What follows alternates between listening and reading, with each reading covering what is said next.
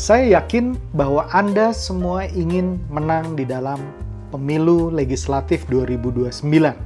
Bagi Anda yang petahana, tentu Anda ingin bertahan di kursi menjadi anggota dewan. Bagi Anda yang belum beruntung atau yang ingin mencoba peruntungannya di tahun 2029, saya yakin Anda pasti ingin menang.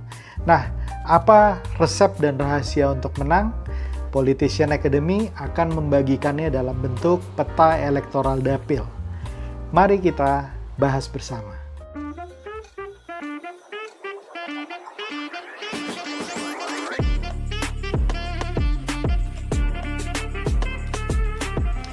Hai Sobat Politician Academy, bertemu lagi dengan Bonggas Chandra, coach dari Politician Academy. Pemilu legislatif 2024 baru saja berlalu. Sebagian kecil menang, sebagian besar kalah.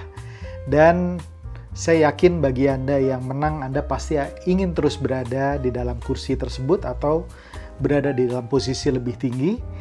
Dan bagi Anda yang belum beruntung atau Anda yang berniat untuk maju, saya yakin Anda semua berkeinginan untuk memenangkan pemilu legislatif di 2029 nanti. Nah, di sini Politician Academy ingin berbagi satu resep atau satu formula yang selama ini Politician Academy manfaatkan dalam memenangkan klien maupun partner dari Politician Academy. Apakah mereka caleg DPRD 2, caleg DPRD 1, caleg DPR RI, dan juga partai politik. Kami ingin membagikan sebuah alat, sebuah instrumen yang namanya peta elektoral dapil atau peta elektoral daerah pemilihan. Nah, ini adalah senjata rahasianya. Apa itu peta elektoral dapil? Peta elektoral dapil sebetulnya secara sederhana merupakan sebuah peta yang menunjukkan distribusi suara dari mereka semua yang bertarung di dalam pemilihan legislatif 2024 yang baru lalu. Di mana di dalam peta elektoral dapil ini kami mempunyai data yang cukup lengkap, mungkin boleh dikatakan 80-85% data seluruh Indonesia kami sudah miliki, di mana sebaran dari mereka yang bertarung atau calon legislatif ini berada di level RI, di level DPRD provinsi maupun DPRD kabupaten kota. Jadi PED atau peta elektoral dapil ini berisi sebaran suara baik mereka yang menang maupun mereka yang tidak terpilih atau mereka yang kalah. Jadi secara umum peta elektoral dapil memuat 5 hal yang sangat penting. Yang pertama tentu saja potensi suara yang muncul, dan potensi suara ini berada di 3 level tadi, baik DPR RI, DPRD provinsi maupun DPRD kabupaten kota. Jadi potensi suara yang muncul itu ada berapa DPT-nya, terdiri atas berapa laki-laki dan berapa perempuan, kemudian juga besaran suara dari mereka yang terpilih, sebaran dan besaran suaranya. Mereka misalnya jumlahnya 100.000. Nah, 100.000 ini terpecah di wilayah mana saja, di kecamatan mana saja, di desa mana saja, bahkan sampai di tingkat TPS mana saja. Jadi, kita bisa melakukan teropong mikroskopik sampai di level TPS, dukungan dari mereka yang terpilih itu seberapa besar. Dan ini pasti bermanfaat sekali bagi para petahana. Yang kedua, besaran suara dan sebaran dari kompetitor. Nah, kompetitor ini yang tidak terpilih maupun yang terpilih. Yang terpilih tentu saja mungkin duduk bersama-sama dengan mereka di dewan. Nah, tapi di sini juga terdapat kompetitor yang tidak terpilih. Nah, kompetitor yang tidak terpilih pun di sini datanya tersedia. Kemudian yang ketiga, terdapat juga besaran suara dari partai politik yang diikuti. Jadi partai politik kita bisa tahu besaran suaranya berapa. Nah, besaran suara dari partai politik terbagi menjadi 2, di mana ada besaran suara gabungan dari anggota legislatif yang ada di wilayah tersebut, dan juga besaran dari partai politik di mana konstituen hanya mencoblos partai politik tapi tidak mencoblos anggota legislatifnya. Jadi untuk partai politik ini juga akan memberikan kontribusi penting terhadap strategi berikutnya. Yang keempat adalah besarnya golput dan suara tidak sah. Nah, ini yang kadang-kadang sering diabaikan, bahwa ternyata jumlah golput terutama di Pileg 2024 lalu itu besar jumlahnya. Nah, di sini peta elektoral dapil bisa memetakan daerah-daerah mana saja yang kota kosongnya besar atau yang suara tidak sahnya besar. Sehingga ini bisa jadi pembelajaran bagi caleg-caleg yang ada untuk memberikan literasi yang lebih baik kepada konstituennya, kepada calon pemilihnya.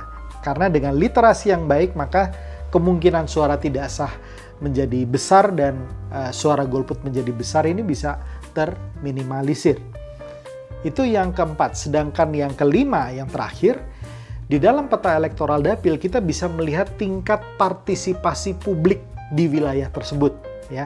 Jadi tingkat kehadiran mereka bagaimana gitu ya. Kemudian dari potensi yang ada sebetulnya tadi golputnya berapa, tingkat kehadirannya berapa, persentasenya berapa, sehingga kita kemudian bisa melihat di tempat-tempat atau daerah-daerah yang rendah tingkat partisipasi publik permasalahannya apa. Nah, ini bisa jadi berbagai macam kajian dan analisis yang kemudian bisa ditransfer menjadi strategi bagi Anda semua yang mau maju di dalam Pileg 2029. Nah, apa manfaat peta elektoral dapil ini? Kenapa ditawarkan sejak sekarang gitu ya? Kenapa nggak baru nanti-nanti saja di tahun 2028? Oke, yang pasti begini, Politician Academy memiliki visi untuk memberikan literasi politik. Kami ingin aktor-aktor politik yang maju adalah mereka-mereka yang rasional, mereka-mereka yang cerdas, mereka-mereka yang bukan sekedar asal mau saja gitu, tapi memiliki langkah-langkah yang strategis untuk mencapai tujuannya. Nah, kami ingin aktor-aktor politik ini menjadi lebih cerdas dalam menata langkahnya. Oleh karena itu, kami tawarkan sejak sekarang, bukan kami tawarkan baru nanti di 2028. Kami tawarkan supaya mereka yang maju memiliki strategi yang bagus, utuh, dan komprehensif dalam mencapai tujuannya memenangkan Pileg 2029. Pertanyaannya, siapa yang bisa diuntungkan dengan peta elektoral dapil ini? Yang pertama tentu saja para petahana. Kenapa? Karena dengan adanya peta elektoral dapil, mereka bisa memahami basis suara mereka itu ada di mana, sebaran suara mereka itu ada di mana. Sehingga nanti berikutnya, pada waktu mereka akan maju di 2029, mereka bisa tahu mana yang harus di-maintain dengan baik.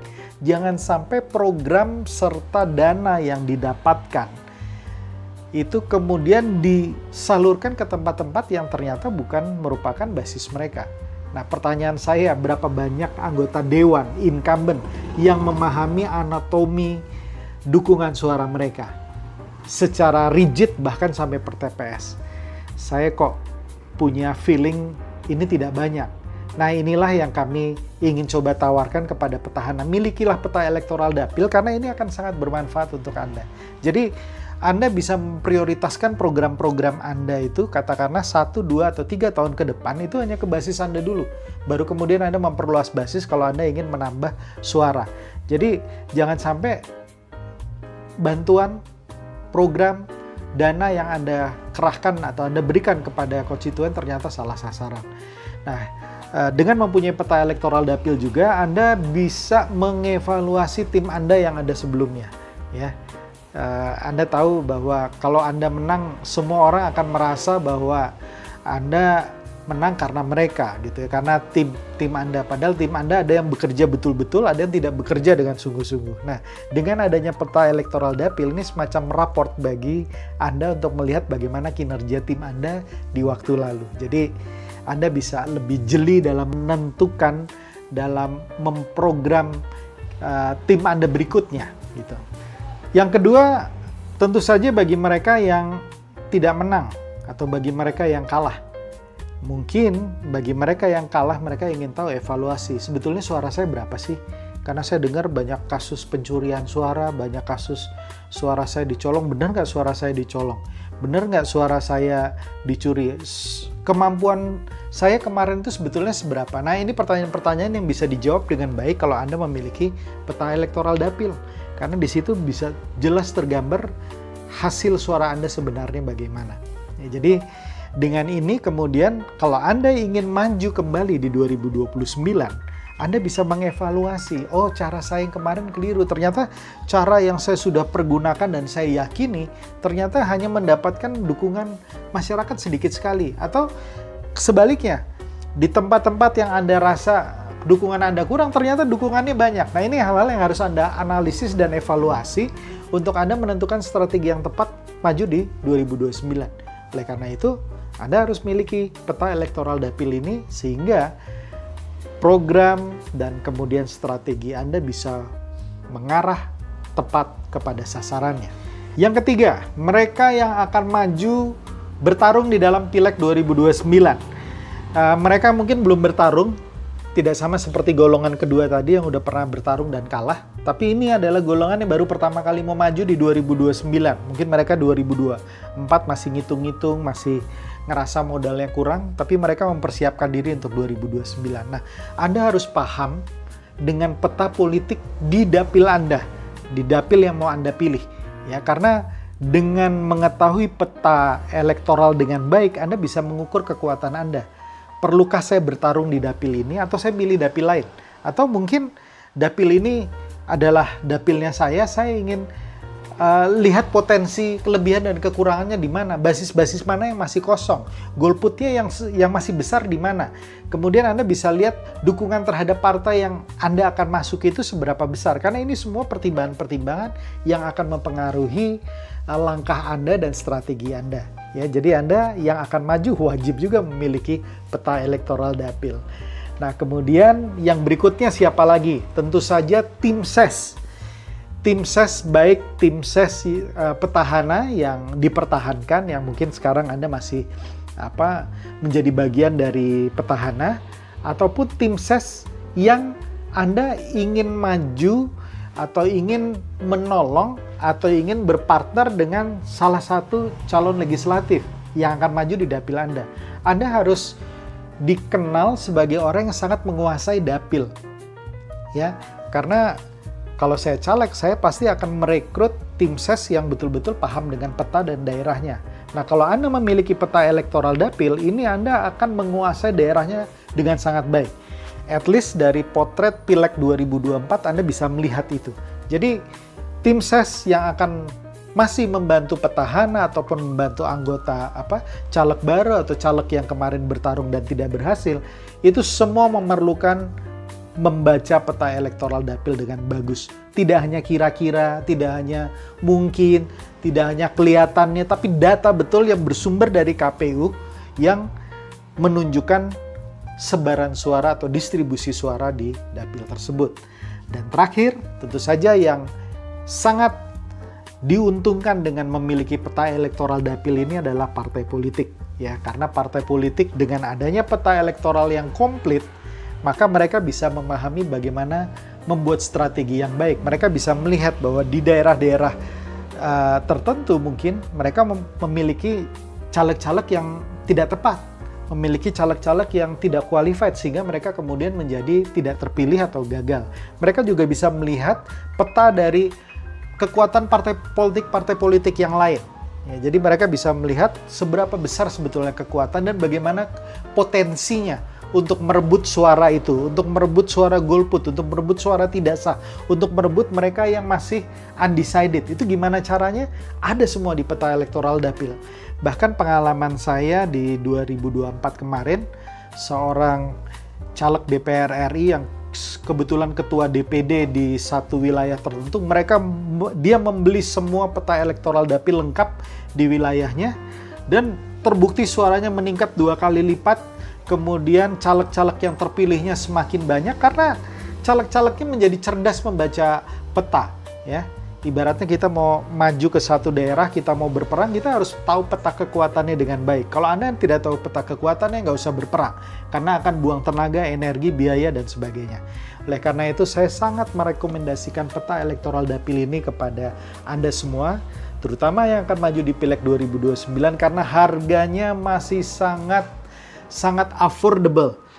Saya memberikan harga yang jauh lebih murah dibandingkan pada harga mungkin nanti di 2028 atau 2027. Kenapa saya berikan itu? Karena ini bagian dari literasi politik dan Anda yang bisa mengambil peluang dan kesempatan ini saya yakin Anda menjadi lebih siap untuk maju di dalam Pileg 2029 nanti. Semoga bermanfaat, segera miliki peta elektoral dapil dan salam kebangsaan.